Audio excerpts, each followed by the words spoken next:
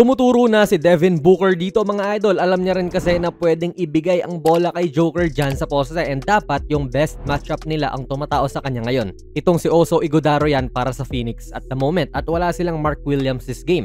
And iintindihin po natin sa video na ito ang offense ni Nikola Jokic at bakit almost impossible mo siyang mapigilan. Ang laro po na ito ay featured at pwedeng panoorin sa Disney Plus, no? Kaya kung may Disney Plus kayo ay pwede kayong manood ng live NBA games dyan. So ang main point nga natin sa clip na ito ay cutting. Kapag kampi mo si Jokic, importanteng ikaw ay nagka-cut palagi kasi pwede kang mahanap nito. At nakakatulong din actually sa kanya na ayaw nyo siyang pahawakin ng bola.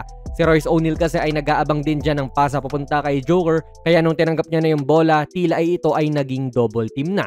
Kung hindi nyo kasi ido-double yan, malamang ay i-score siya, di ba?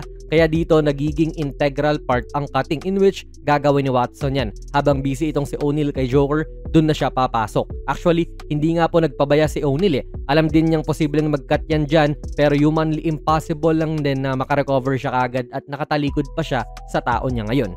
Hindi ito shoot pero nag-lead naman din sa foul. Again dito, cutting talaga. Nakatutulong din po na si Jokic ay isang all-around player sa opensa.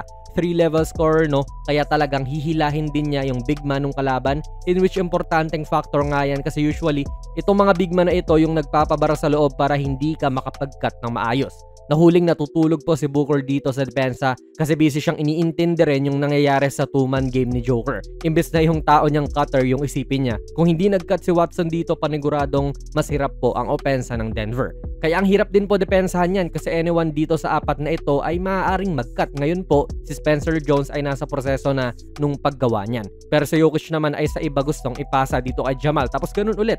Hindi naman nagpapabaya ang depensa dyan at si Brooks ay todo dikit pa nga kay Murray eh. Sadyang ang bola ay mas mabilis lang talaga kaysa sa tao. At magaling si Jokic mag-locate and at the same time ay magbigay ng mga forward passes na makakabasag sa depensa.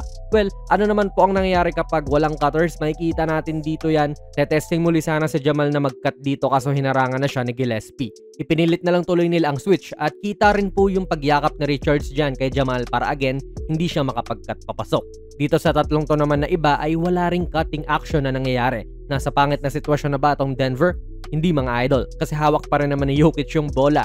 Talagang pinaposehan na lang niya tong smaller player at alam din itong depensa na hirap sila magbigay ng help defense dyan at mag-commit. Gawa na rin nung mabilis nga mapapasa ni Joker yung bola sa iniiwanan nilang tao. Kaya wala, kung no help defense ka, i-score at will talaga itong si Jokic. This game nga mga idol ay mapapanood nyo sa Disney Plus, kaya you can catch up on your favorite NBA games on this app din. Maybe hindi nyo pa alam eh. Kita muli natin dito na natapat si Gillespie kay Joker, so alam nyo na, tulad sa kanina, pwede niyang rektahin yan. Postehan lang ng postehan tong smaller guard hanggang sa makascore siya. Pero ang ginawa naman ng depensa ngayon or nung help defense ay nag-commit na sa kanya. Ipinressure na po si Jokic dito ni Goodwin. Kaya parang chess move tong ginawa niya. Di ka nga pinascore, pina-assist ka naman. Same situation dito, may guard na tumatao kay Joker at kung wala na namang help dito, alam nyo na, i-score talaga yung big man. Ang naging susi muli rito ay yung cutter. Kasi nga ngayon po na si Gillespie yung tao, pag nag-commit na to kay Joker, siya na yung malilibre. Pero kung tatayo lang siya dyan, medyo delikado kasi si Royce O'Neal ay mukhang handang magbigay din dito ng help.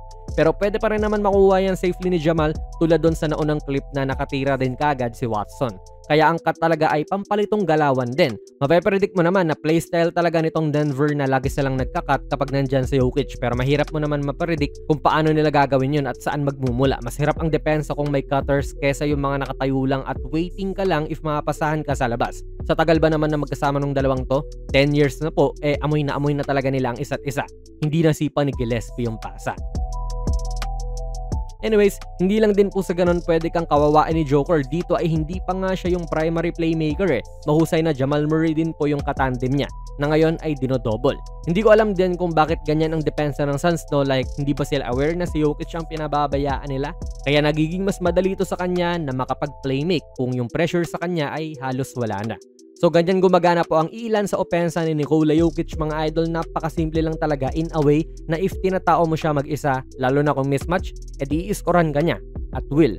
Pero kung magdo-double ka or kahit nga hindi double team, kahit hello na help defense lang ang gawin mo, mahahanap naman niya ang open man. Ganun lang kasimple, pero ang hirap talagang mahuli kasi napakatalino, napakabilis mag-isip din ni Joker. Combine mo pa yan na wala siyang weakness sa opensa. Pwede kang tustayin sa loob man o labas, kaya nagkaroon siya ng 26 points, 9 rebounds, and 10 assists this game mga idol on perfect shooting from the field.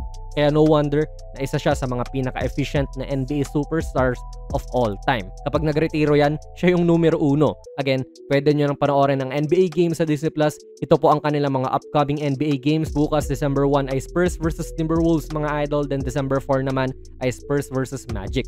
Kaya ano po masasabi niya sa video na ito? Ilagay nyo lang po ang inyong mga komento sa ating comment section. Kung nagustuhan nyo po ang ating video ay pakipindot na lang idol ng like button. Mag-subscribe ka na rin sa ating channel. And ako nga pala si Jonas PB, and as always, hanggang sa muli.